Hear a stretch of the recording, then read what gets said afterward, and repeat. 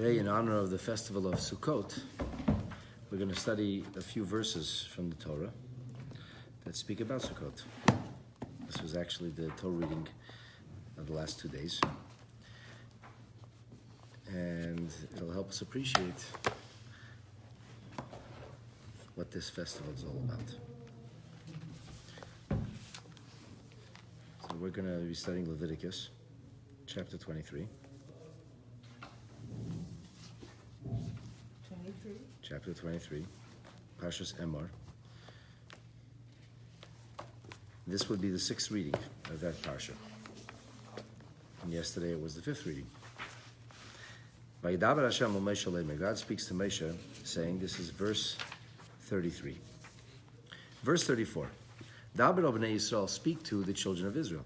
Le'mer, saying, V'chamisha asa yom l'chedesh hashvi, on the 15th day of the 7th month, Chag HaSukkos, a festival of booths, a festival of Sukkot. Shivas Yamim LaHashem, 7 days for God. So Rashi doesn't say anything, and the truth is on a level of Pshuto Shal Mikra, straightforward, simple understanding. There is no question here per se. On the 15th of the day, there's going to be a festival for 7 days, and it's called Chag HaSukkot. Why it's called Sukkot? Well, I don't know. That's what it's called. I mean, the other festivals also have names. We will focus today on why it's called Sukkot. But first, I want to focus for a moment why it's called Shivas Yom LaHashem, 7 days for God. After all of the festivals which we observe and celebrate are for God. So our Barbanel emphasizes, this is to emphasize that the message of Sukkot is one of thanksgiving. Haydoyo LaHashem, we thank Hashem for having taken us through the hazards of the desert, for having enveloped us in clouds of glory that protected and shielded us from all kinds of threats, and also to thank Hashem for the agriculture of Eretz Yisrael, because now is when we bring all of the produce to harvest home. There's an ingathering. It's cut on Shavuot, it's left to dry and cure over the summer, it's brought into the house on Sukkot, so a week of Thanksgiving. And that's the meaning of La Hashem. Ramban says that what will be special about this festival is primarily special offerings. And we know that there are an enormous amount of offerings, of korbanot, that take place in the Beis HaMikdash. There's a sum total of 70 bulls on a sliding scale. There's a daily number, a daily regimen of sheep. There's 2 rams that are maintained. So all of this is La Hashem.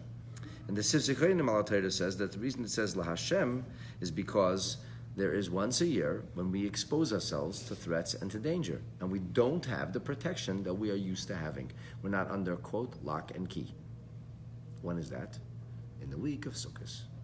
So that's La Hashem, says the Shach HaTorah, because we go out of our house, and instead of being fearful about what might come our way, we celebrate. And that's the meaning of Shivas Yomim La Hashem. What should happen during these 7 days? Bayom HaRishon, on the first of those 7 days, says the Torah in verse 35, Mikra Kodesh, a calling of holiness, Kol Melechas Aveda Lo Sasu. You shouldn't do any work. So Rashi notes that Mikra Kodesh has already shown up. In fact, just a few verses prior, we talked about the festival called Kippurim, the festival of atonement, or atonements. And over there also, it said Mikra Kodesh. So the Sukkot have to be observed like Yom Kippur is observed, because both of them say Mikra Kodesh, or calling of holiness. So take a look at Rashi. Rashi says, well, not exactly. There are various ways in which we can engage in what's called Mikra Kodesh.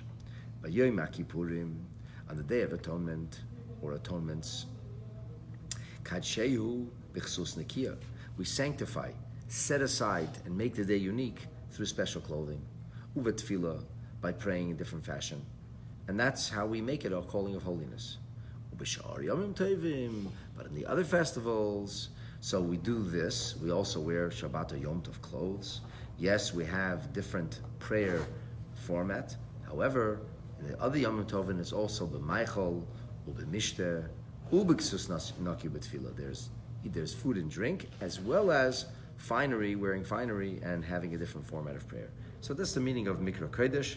And then the last day is also a Yom Tov, also a day of holiness. Shivas Yomim Takrivu, verse 36. For 7 days you'll bring Isha LaHashem, a fire offering before God. Vayem Hashmini, Mikra Kodesh. On the 8th day, once again, is a calling of holiness. V'ikravtem Isha LaHashem.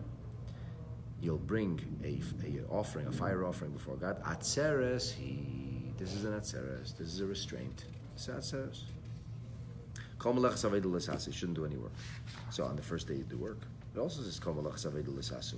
Why is this day atzeres he? Atzeres means a restraint or a gathering. So Rashi says, I'll tell you what this is about. This is after a week of celebration. And the week of Sukkot has a global element to it because we bring offerings on behalf of all the nations of the world. That's what the 70 bulls are about, corresponding to the proverbial 70 nations. So Rashi says, Atzarti eschem etzli. I restrain you one more day with me. Kimelach, this is understood according to the metaphor of a king. Shazimin is born of Lasuda, he invited his family home for a great week of feasting. Lakach v'kach yom, so and so many days. Kevin Shigiyas Manum Potter, once time came to leave, Omar, he said, Banai v'vakosha mikem. My children, I plead with you. Ikvu imi oid yom echad. Before you all go off to your individual residences and your different places, stay with me. Just one more day. Stand by me. And that's because kosha alai pridaschem. It's hard for me to see you separate. So I don't want to see you separate, and therefore stay with me one more day. Now, the Rebbe talked about this many times. It doesn't say kosha olai pridasenu, our separation. It says pridaschem, your separation. And the Rebbe maintained that there's a deeper message here. It's not that God is saying, I'll be separate from you. God is never separate from us. Pridaschem, you'll be separate. We, the Jewish people, are united through the celebration of the festivals. Now that the festival is over, we each go our own way, and then we are separated because we don't have the common denominator that united us in such a beautiful fashion during the festival, during the Yom Tov. So that's why we have this day of Atzeres, this day when Hashem holds us back, and this is a private day. On this day, the offerings that are brought correspond only to Yisrael, only to Hashem's beloved nation, Israel. Another reason that it's called Atzeres is not from the term of restraint, but rather from the term of gathering, as the Targum Yenis Ben Azil says, that on this day we are beholden to gather in Yerushalayim and to pray for Geshem, for good weather in the land of Israel, for prosperity. And of course we know if there's no Geshem, there's no rain, there's no agriculture, there's no plenty. Of course the word Geshem, which means rain in Hebrew, is also related to the word Gashmiut, which means material plenty and wealthy. So that's the story of Sukkot from the perspective of the Psukim, the verses, and some of the Rishonim and Achronim.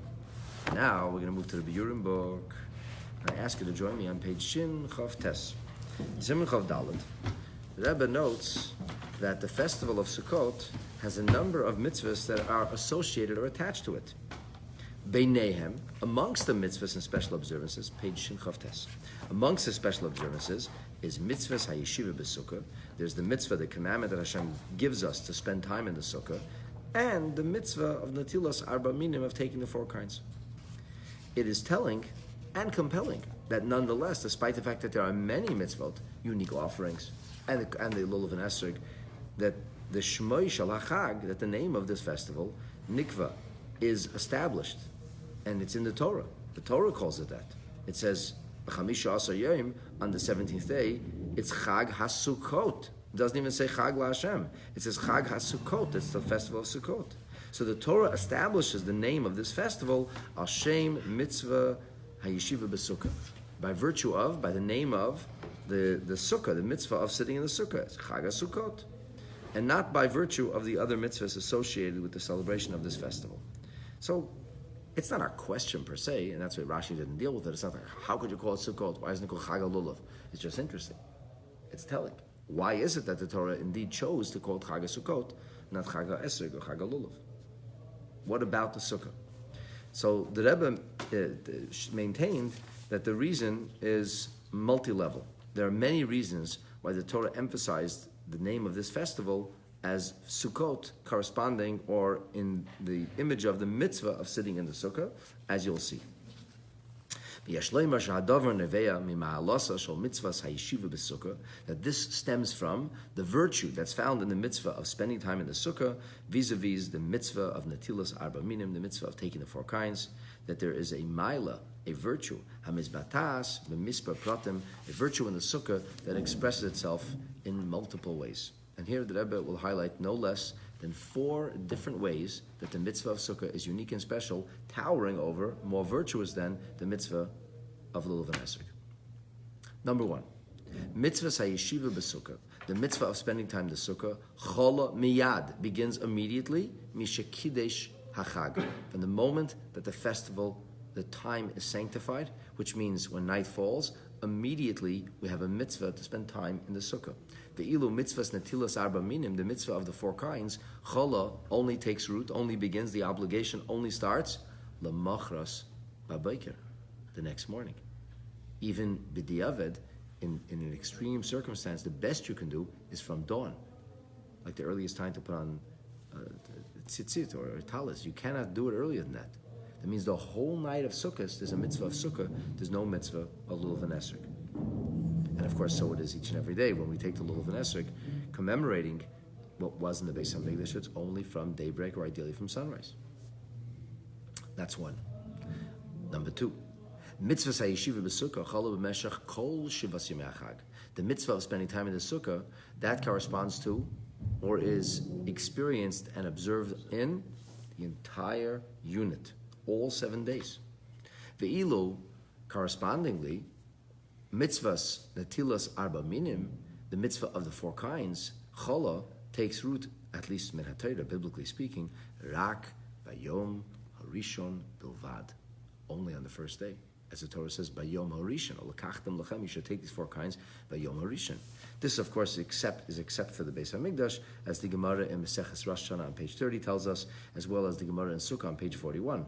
But the reality is that is an oral tradition of taking the Lulav and Esrog in the Beis HaMikdash for the additional 6 days, for the entirety of the 7 days, is not spelled out clearly in the pasuk, in the verse at all. So, virtue one, from the moment Sukkot begins. Virtue two, it's all 7 days, whereas Lulav and Esrog is only the first day. Number three, mitzvahs netilas arba minim, the mitzvah of taking the four kinds, miskayemes rak pam achas bayom. You can do it, but once a day. And once you've taken the four kinds, berega hanetila, at the moment of taking, ula achar mikein, and afterwards, ein mekaimim oisa oid ba'oisa yom. You cannot fulfill the mitzvah multiple times. You cannot take the Lulav and Esrog every hour. I mean, you can do whatever you want. You can hold Lulav and Esrog in your hands all day. It doesn't mean you have an additional mitzvah. The mitzvah is when you take the Lulav and Esrog. Ula kachtem lachem. Take them for yourself. So you take it, you hold it, you did the mitzvah. Done. However, as mitzvahs hayeshiva b'sukkah, however, on the other in parallel, on the other end, the mitzvah of spending time in the sukkah l'umazes, nitan l'kaim b'meshach kol shor sayim ba'alayla. You can fulfill the mitzvah of sukkah all day and all night. Mishakidesh hachag at klois yimei hachag. In theory, a person could hardly ever leave the sukkah, and as long as you'd be in the sukkah, you'd be fulfilling the mitzvah of spending time in the sukkah.